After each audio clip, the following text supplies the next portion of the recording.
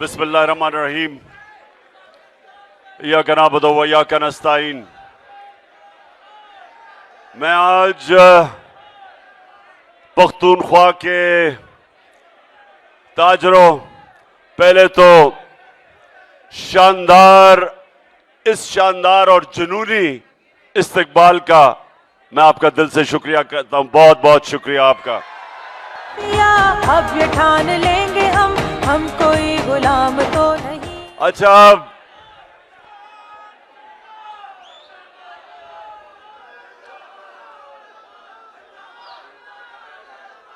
मैंने सबसे पहले तो तैमूर झगड़ा को पूरी हदायत कर दी है कि आपके एक मिनट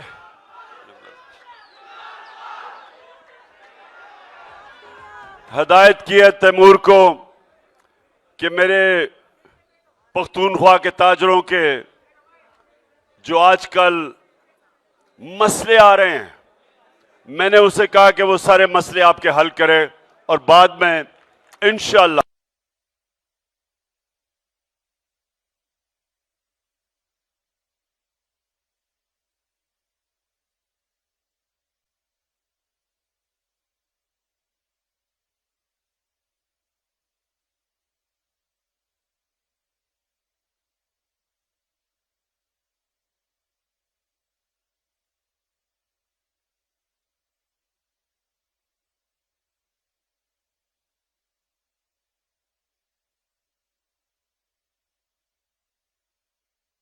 के तहत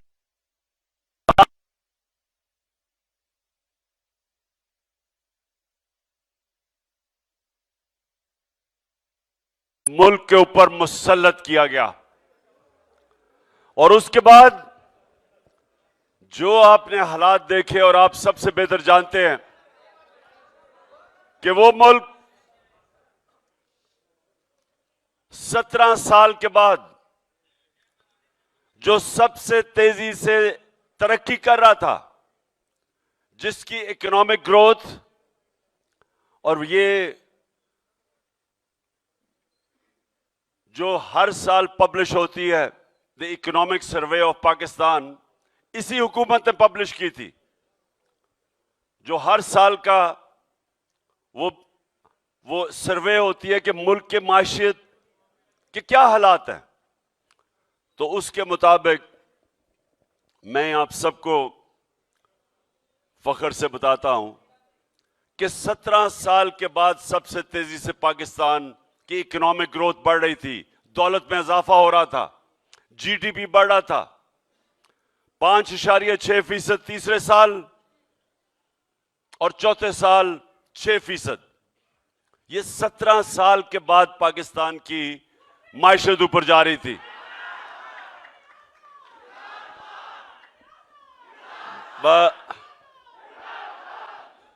देखिए, मैं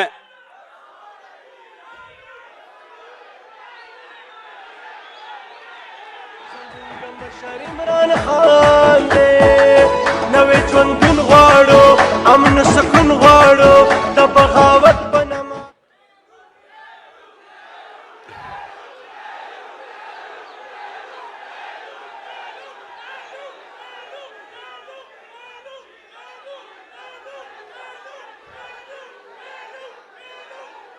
एक मिनट। ये मेला की वजह से मैलू या भालू की वजह से मैलू? अच्छा, समझ गया। अच्छा जी, आप एक मिनट, मैं तकरीर ऐसे नहीं कर सकता। आपको थोड़ी सी देर अपने नारों को रोकना पड़ेगा ताकि मैं अपने ताजरों से बात कर सकूं। अब सुने प्लीज। देखें, ये जो मुल्क से हुआ है, कोई दुश्मन नहीं कर सकता था जो पाकिस्तान से हुआ है।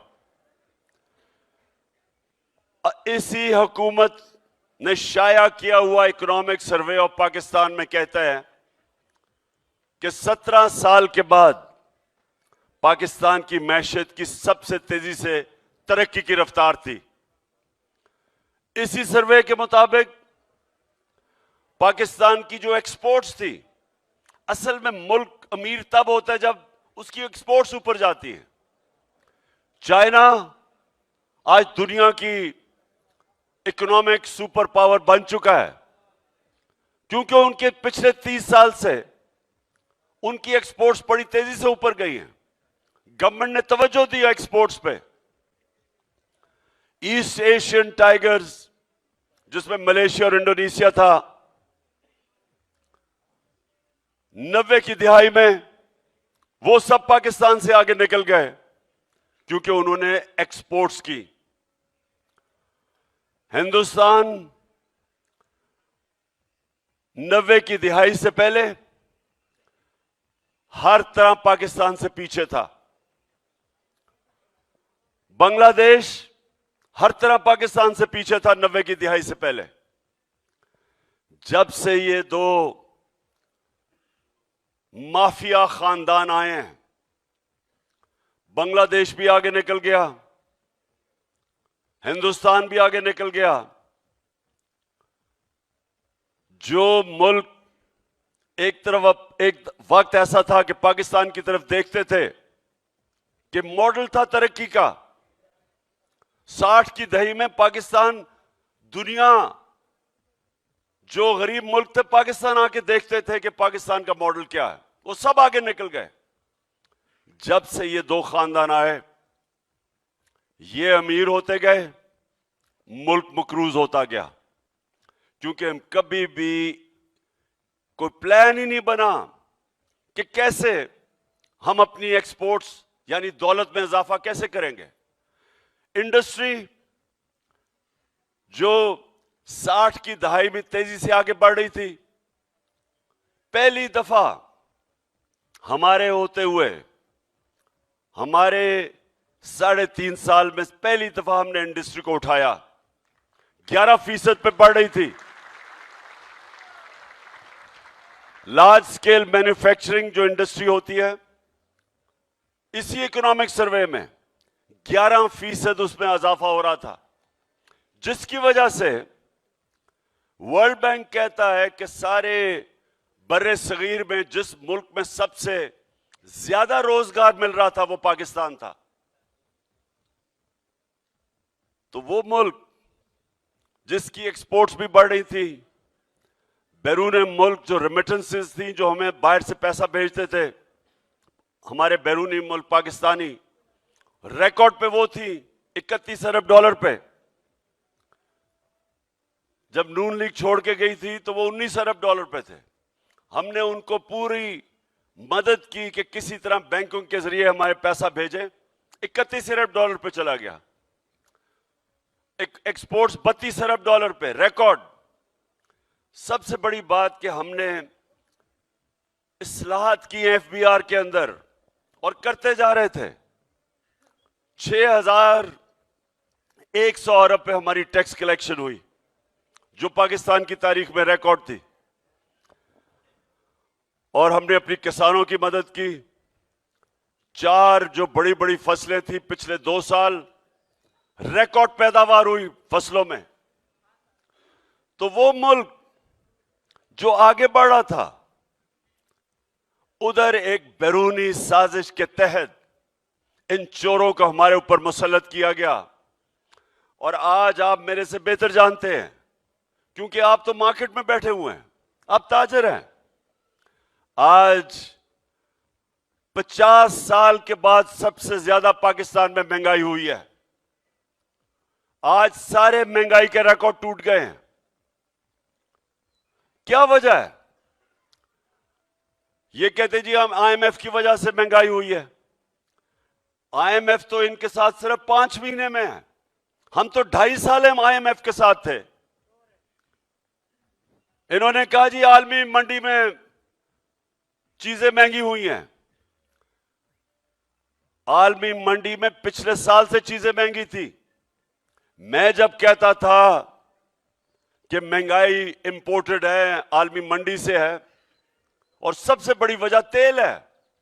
ये याद रखें कि तेल सबसे ज्यादा हमारा डॉलर खर्च होता है तेल इंपोर्ट करने में, पेट्रोलियम प्रोडक्ट्स के ऊपर।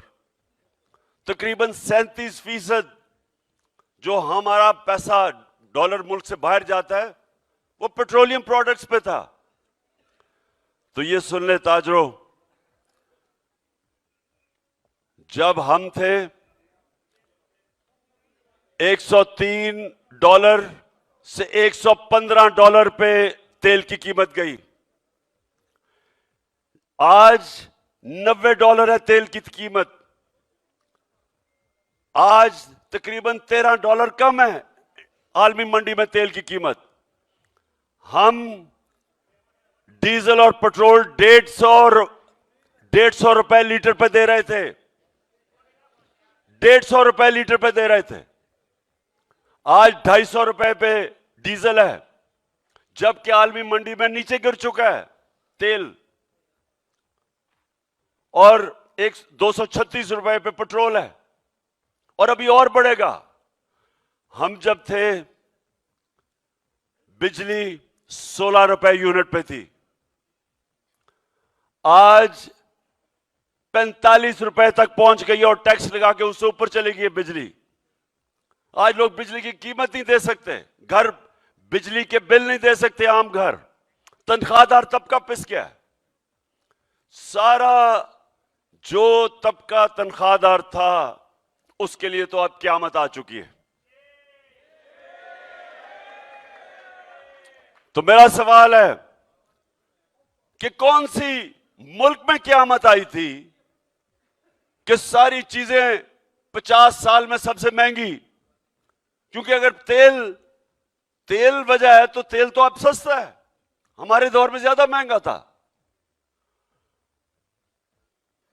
आज आलमी मंडी में जो घी है, पाम ऑयल है, घी जिसे बनता है पाम ऑयल, हमारी बारी में $1700 का था, आज $1000 पे आ चुका है। लेकिन घी आज महंगा है। आज सबसे ज्यादा जो मसला आने वाला है वो है आटे का। 55 रुपए किलो आटा हमारे दौर पे था, आज 100 रुपए से कहीं ऊपर चला गया। कराची में 120 पे चला गया।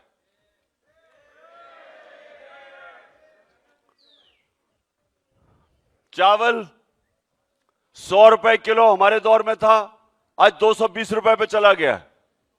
अब सोचें कि जो आम लोग हैं वो कैसे गुजारा करते हैं।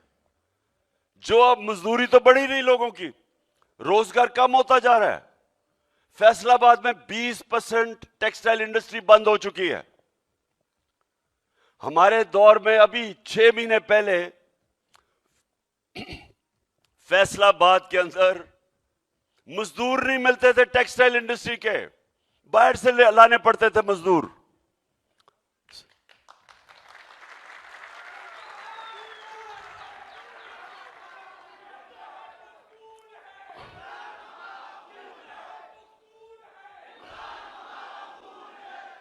जी एक मिनट, बस बस बस। मोबाइल फोन की 50% फैक्ट्रियां बंद हो गई हैं। गाड़ियों की फैक्ट्रियां 50% कम हो गई हैं। बस बस बस बस बस बस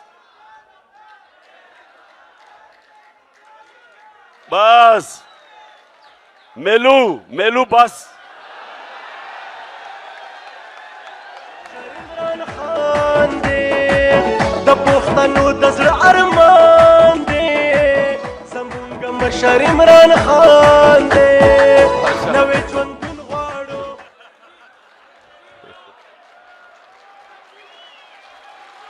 नहीं, मुझे माजरत करनी पड़ेगी क्योंकि वो मेरा नौजवान मेलू से बहुत ज्यादा खूबसूरत है। अच्छा, मैं साहब पख्तूनख्वा के ताजरों, आज आपके पास इसलिए आया हूं, आप सबको अपनी हकीकी आजादी की तहरीक में शामिल करने आया हूं। ये आप अपने और अपने बच्चों के मुस्तकबिल के लिए आपने मेरी कॉल की इंतजार करनी है। हम कभी भी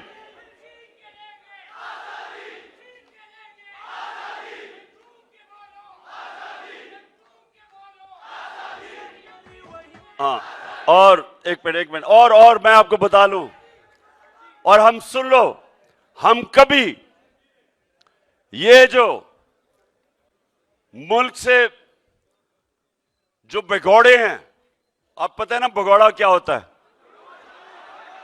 जो दुम दबा के भागता है। ये जो पहले नंबर 1 भगौड़ा नवाज शरीफ झूठ बोल के गया कि मैं बीमार हूं, गलत रिपोर्ट्स, अच्छा हर चीज में ये फ्रॉड करते हैं। अब हमें पता चला कि जो हमें रिपोर्ट्स इन्होंने दिखाई थी, अपनी मेडिकल रिपोर्ट्स, उसमें भी 2 नंबरी की हुई थी। ईमानदारी से कुछ नहीं कर सकते। जो नवाज शरीफ की बेटी है, उसने तो एक ऐसा जबरदस्त इम्तिहान दिया हुआ है। उसने जो झूठ बोलने की पीएचडी की हुई है, इतने सीधे मुंह से झूठ बोलती है। तो ये जो सारे ये जो चोर मुल्क को आते हैं, मुल्क में पैसा लूट के बाहर ले जाते हैं, थोड़ा सा मसला है बाहर भाग जाते हैं, फिर एनआरओ मिलता है, डील होती है, फिर वापस आ जाते हैं, फिर पैसा लूटते हैं। आपने वो देखा होगा, पता नहीं आपने सुनी या नहीं, अपने मोबाइल फोन के ऊपर जो प्राइम मिनिस्टर की शहबाज शरीफ चेरी ब्लॉसम की जो ऑडियो टेप आई है। बेटी एक मिनट सुन तो लो। अभी ऑडियो टेप निकली है, उसमें मरियम कह रही है कि वो शहबाज शरीफ कह रहा है कि मरियम का जो दामाद है वो तो सिर्फ कोई खरबोपति है, लेकिन अभी भी गरीब है, तो वो हिंदुस्तान से मशीन मंगवा रहा है।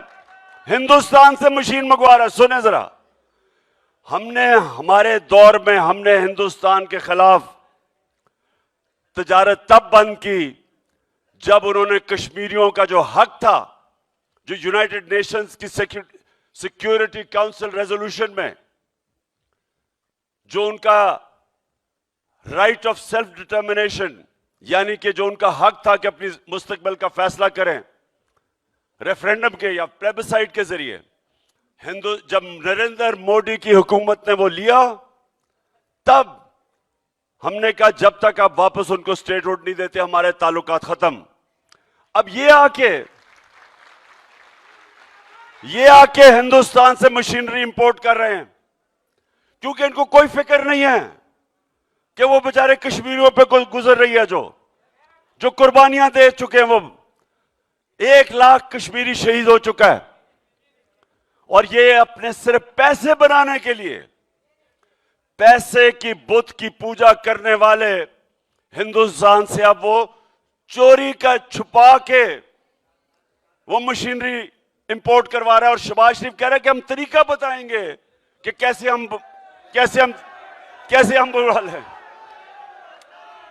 और फिर एक और चीज सामने आ गई कि जो बस बस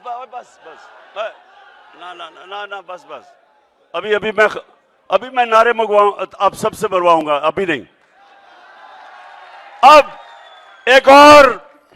एक और शख्स सामने आ गया, बहुत ही बदनीयत, डिसऑनेस्ट, बदनीयत, इनके शरीफ खानदान के घर का नौकर चीफ इलेक्शन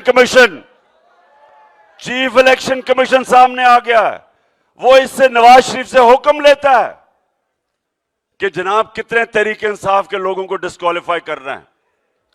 और अभी एक और चीज आने वाली है। बेटी बाप को बता रही है नवाज शरीफ को कि जनाब वो चीफ इलेक्शन कमीशन ने कहा मैंने तो इमरान खान को डिस्क्वालीफाई करने का फैसला कर दिया तोशाखाना केस पे।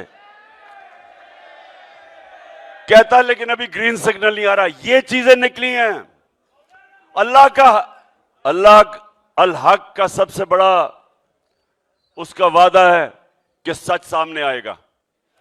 तो वो अभी ऑडियो लीक्स भी और चीजें सामने आएंगी और सारी कौम के सामने ये वो लोग बेनकाब होंगे कि ये मुल्क में अवाम की खिदमत करने नहीं आए, ये अपनी चोरी अपनी करप्शन खत्म करवाने आए हैं और पैसा बनाने आए हैं। और इनके रास्ते में इंशाअल्लाह ताजरो आपने मेरे साथ होना है, पाकिस्तानी कौम ने मेरे साथ होना है। और मैंने ये फैसला किया हुआ है कि इस मुल्क की हकीकी आजादी की जहाद मैं लड़ूंगा। जब तक मैं जिंदा हूं मैं इनका मुकाबला करूंगा इंशाअल्लाह।